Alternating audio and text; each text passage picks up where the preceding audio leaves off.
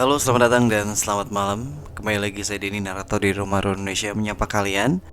Semoga kalian sehat dan berbahagia, apalagi di tengah udara yang lagi banyak-banyaknya polusi. Jaga kesehatan aja. Dan pada kesempatan malam hari ini saya akan membawakan sebuah cerita mengenai mobil yang berhantu. Sebelum kita dengar mengenai mobil SMK, itu ada mobil juga yang diproduksi oleh Indonesia, yaitu mobil Timur. Baik sobat Rai sekalian, inilah dia, Timur. Peristiwa ini terjadi pada tahun 1999. Saat itu saya masih kuliah di salah satu universitas di Jakarta. Saya anak pertama di keluarga saya, dan ayah saya sangat bersemangat dengan kuliah saya. Waktu itu rumah saya agak jauh dari kampus. Sehari-hari saya cuma naik bis ke kampus. Lama-kelamaan ayah saya kasihan melihat saya. Suatu hari dia mendatangi saya dan mengatakan niatan dia untuk membelikan saya mobil untuk transportasi. Karena keadaan ekonomi keluarga yang tidak begitu berada, ayah saya hanya mencari mobil bekas untuk saya. Saya sangat mensyukuri sekali, karena biar bagaimanapun ayah saya sudah berusaha untuk saya. Jadilah waktu itu saya dan ayah berkeliling showroom mobil bekas di sekitaran Jakarta. Setelah hampir seharian berkeliling, akhirnya saya dan ayah menemukan mobil yang cocok. Sebuah mobil Timur berwarna hitam. Setelah diperiksa, ternyata kondisi mobil ini masih bagus. Ayah saya penggila otomotif, jadi dia tahu sekali mesin mobil itu masih bagus. Setelah bersepakat tentang harga, akhirnya mobil itu resmi dibeli oleh ayah. Mobil itu sudah terparkir di garasi rumah saya. Saya senang sekali. Saya tidak perlu lagi menunggu bis setiap ingin ke kampus. Beberapa minggu saya menggunakan mobil itu. Tidak ada masalah kerusakan apa-apa. Suatu hari ayah dan ibu saya mendapat telepon dari keluarga. Mereka mengundang orang tua saya ke acara pernikahan sepupu di luar kota. Karena waktu itu adik saya masih kecil, mereka ikut. Sedangkan saya tinggal di rumah, mengingat saya sedang ujian saat itu. Akhirnya hanya saya dan seorang pembantu yang tinggal di rumah. Tidak ada yang istimewa. Semua berjalan dengan apa adanya. Hingga suatu malam, saya terbangun karena mendengar suara mesin mobil menyala di tengah malam. Saya kaget, karena ketika saya bangun, jelas-jelas kunci mobil ada di meja belajar. Kok bisa mesinnya nyala? Saya beranikan diri untuk melihat dari jendela. Jendela kamar saya agak menghadap ke garasi. Pas saya lihat, ternyata benar, mesin mobil saya menyala. Lampu depan mobil saya nyala dengan terang. Saya heran dan agak sedikit merinding. Kok bisa ya? Saya terus perhatikan mobil itu. Tapi baru beberapa menit, tiba-tiba mesin mobilnya mati. Suasana jadi hening. Entah kenapa saya merasa ada yang memperhatikan. Udahlah, saya memutuskan untuk kembali tidur. Keesokan paginya saya cek mobil. Tidak ada tanda-tanda ganjil yang ada di sana.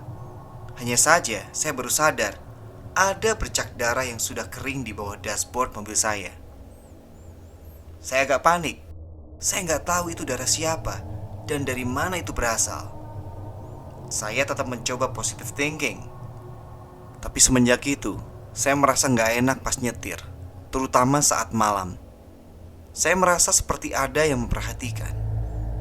Hingga pada suatu hari, saya hari itu pulang malam sekitar jam setengah 12. Saya masukin mobil ke garasi, terus langsung masuk ke rumah. Di ruang tamu saya duduk sebentar. Saya buka sepatu saya. Malam itu rumah sepi banget.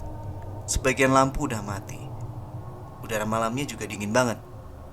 Ketika saya ingin masuk, tiba-tiba saya dengar mesin mobil saya nyala lagi. Padahal kuncinya ada di tangan saya. Kali ini suara mesinnya kenceng banget. seperti digas terus-menerus. Saya penasaran. Saya buka pintu rumah saya pelan-pelan. Bener, mesinnya nyala lagi. Lampu depannya juga nyala. Pelan-pelan saya coba mendekat ke arah mobil saya. Saya penasaran, mengapa mobil saya menyala dengan sendirinya. Jantung saya udah deg-degan, keringat dingin juga. Makin lama, semakin dekat dan semakin jelas. Saat saya sudah berjarak beberapa meter dari mobil saya melihat ada seseorang di dalam mobil. Sepertinya itu laki-laki mengenakan kemeja putih, tapi kemejanya sudah kotor dengan noda darah.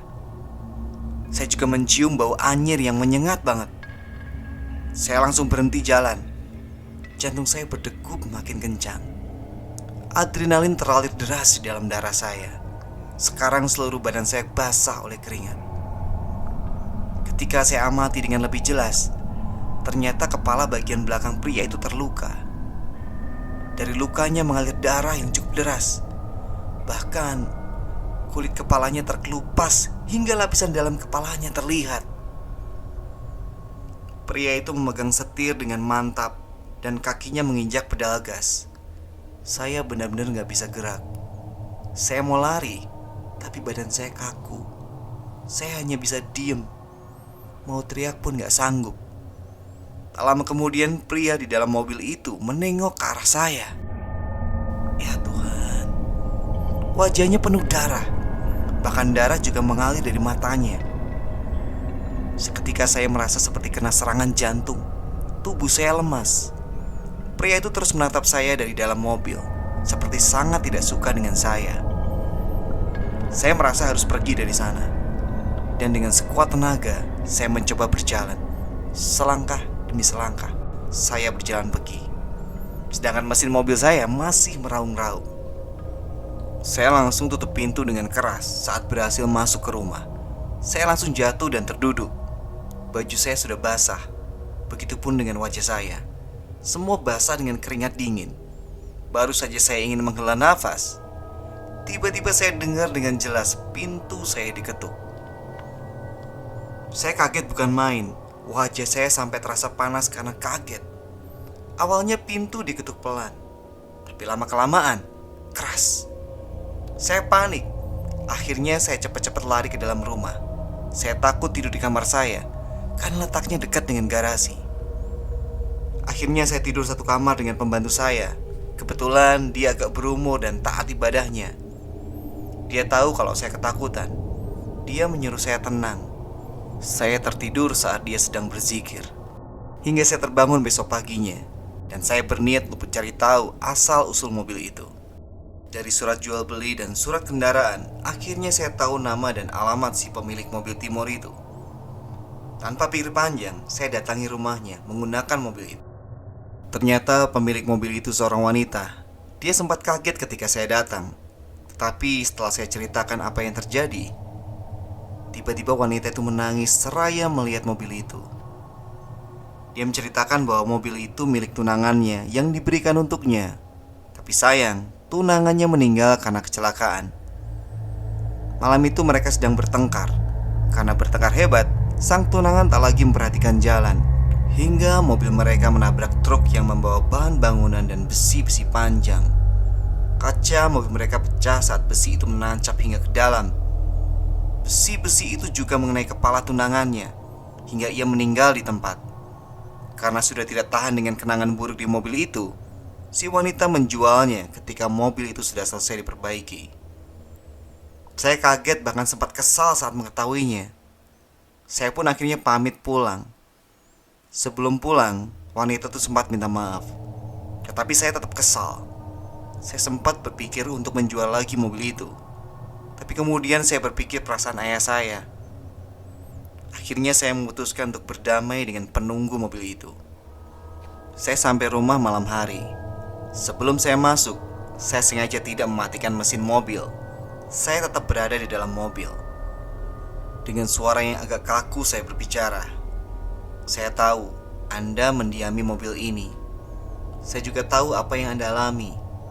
Tapi saya mohon, jangan ganggu saya atau keluarga saya. Saya akan merawat mobil ini dengan baik dan menggunakannya untuk hal yang baik. Saya juga tidak keberatan jika Anda ingin mendiami mobil ini atau menemani saya. Tapi saya mohon, jangan ganggu saya. Setidaknya kita tidak saling mengganggu. Tiba-tiba saya merasa ada hembusan angin dingin di wajah saya. Tapi saya coba tetap tenang. Setelah beberapa menit, pelan-pelan saya matikan mesin mobil dan keluar dari mobil. Ketika saya ingin menutup pintu rumah, sekilas saya melihat lelaki itu duduk di dalam mobil di bagian depan, tepat di sebelah tempat duduk saya tadi. Tapi saya membiarkannya.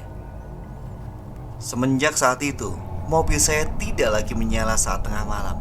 Semuanya kembali normal. Walaupun kadang saat menyetir, saya merasa ada yang menemani. Tapi toh biarkan. Toh tidak saling mengganggu.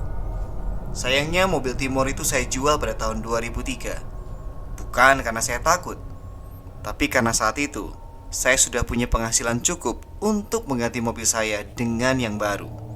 Mudah-mudahan pemilik barunya tidak diganggu si lelaki itu. Saya harap begitu. Oke Sobat RAI, itulah akhir dari cerita kita malam hari ini. Kalau kalian punya cerita mistis atau pengalaman mistis, kirim saja ke denny.ristanto1104@gmail.com sehingga kisah kamu bisa dengerin oleh banyak orang. Semoga kalian terhibur dengan cerita tadi. Sampai ketemu di cerita horor berikutnya. Selamat malam. Selamat beristirahat.